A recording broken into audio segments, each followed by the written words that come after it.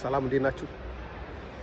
ዛሬ የምናገረው የስደት ህይወትን ከሚያጨልሙ ዋና ዋና ነገሮች እንድትጠበቁ ለአዲስ ስደተኞችም ለነባር ስደተኞችም የሚሆን ወሳኝ ነገር ነው ማውራት የፈለኩት። የሰው ልጅ ህይወቱን በአግባቡ ካልያዘ መሰረቱ ይናጋል፣ አኗኗሩ ይበላሻል፣ በምድር ላይ ያለው ህይወት አስከፊ ይሆናል።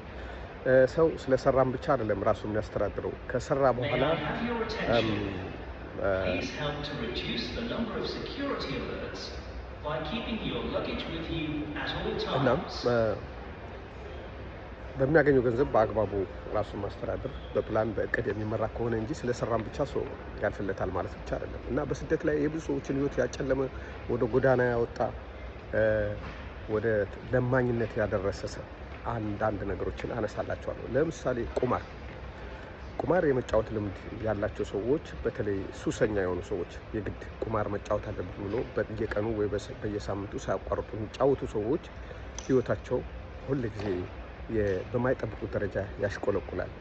በሚሰሩበት ገንዘብ የበለጠ ገንዘብ አገኛለሁ ብሎ እጃቸው ያለውን ነገር ያጣሉ።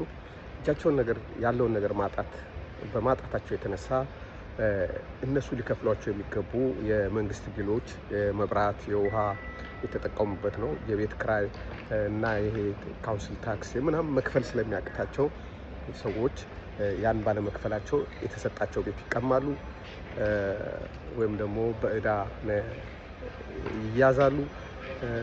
በዚህ የተነሳ ህይወታቸው ወደ ጎዳና ይወጣል።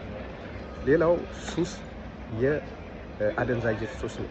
የእጽ ሱሰኛ የሆነ ሰው በየጊዜው ሰውነቱ አምጣ ብሎ ስለሚቆጣጠር ስለሚያዘው በዛ በሱስ ምክንያት ያለውን ገንዘብ በዛ ለሱስ በሚያደርገው ነገር ከማጥፋቱ ባሻገር የስራ ፍላጎቱ ይቀንሳል፣ ይሰለቻል፣ ስልቹ ይሆናል።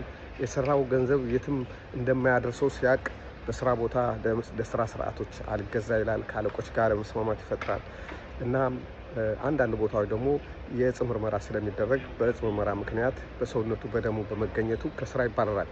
ከስራ ከተባረረ በኋላ ከምግቡ የበለጠ ሱስ ስለሚያስገድደው ወደ ስርቆት፣ ወደ ሌላ ወንጀል፣ ወደ ልመና ይሄዳል።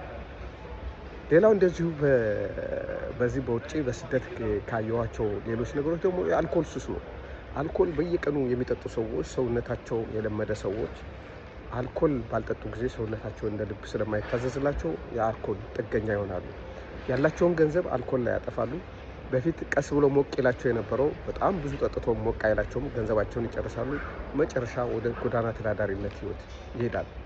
እና በብዛት በተደረጉ ጥናቶች ሰዎች ለምንድነው ጎዳና የወጡት፣ ለምንድነው ሜዳ ላይ የወደቁት ሲባል በችግር ጎዳና የሚወጣ ሰው የለም ባልልም በአብዛኛው ግን 90% የራስን ባህሪ ካለማድረቅና በውጭ ሀገር ነው ማወራው የራስን አመል ካለመቆጣጠር የተነሳ የሚመጣ ነው። አንድ ነገር የሚጠቅምህና የማይጠቅምህ መሆኑን የምታውቀው አንተ ነህ። እስካሁን ባረከው ነገር ያላገኘ አሁን አዲስ አገኛለሁ ብለህ ማሰብ የለብህም። በመጠኑ እንደ አንዳንዴ ጥቃቅን ቁማሮች እንደ ኳስ ጨዋታ እንደምናምን ሁሉም ሰው በውጭ ሀገር ያለ ሰው ይሞክረዋል። አብዛኛው ሰው ይሞክረዋል ነው የምለው። በጣም ሃይማኖተኛ የሆነ ሰው ካልሆነ በስተቀር አብዛኞቻችን ሞክረናል። እንደዛ አይነት ነገር ግን ገፍተህ ከሄድክበት እንደሚያጠፋህ ማወቅ አለብህ። በወር ውስጥ እንደዛ ነገር ያወጣኸው ወጪ አይተህ ምንም ገቢ ካላገኘ ደግመህ ለምንድን ነው የምትበላው? ቀዳዳ ኪስ ውስጥ ብር ይቀመጣል እንዴ? ወይም ቀዳዳ ጀሪካን ውስጥ ውሃ ቀድተህ ታጠራቅማለህ ከወንዝ እየቀዳህ? እንደዛ ነው ቁማር ማለት። እና ሱስ፣ ቁማር፣ አልኮል የሰውን ህይወት ወደኋላ ከሚጎትቱ ነገሮች አንዱ ነው። በእኛ ሀገር እንደው ይህን ያህል የተጋነነ ላይሆን ይችላል። በውጭ ሀገር ግን የምታገኘው ገንዘብ መልሰህ የሚወስድብህ ብዙ አይነት ሲስተም አለ። አንተ አንዷን ነገር ስትስት ሁሉን ነገር ታጣለህ። እና አዲስ የመጣችሁ ወረቀት ያላችሁ ወረቀት የሌላችሁ አንድ ነገር ልመክራችሁ የምፈልገው ነገር ከሱስ ነፃ ሁኑ። ሱስ ውስጥ አትግቡ። ሱስም ካለባችሁ ቀስ ብላችሁ ውጡ። ካልሆነ ከሱስ ጋር አብሮ ስኬት የለም። ማንኛውም ሱስ ያለበት ሰው ስኬት ጫፍ ላይ ለመድረስ ይቸገራል። ለምን? ደባል ነገር ስላለበት ከሌሎች ጋር ሲወዳደር ይወድቃል።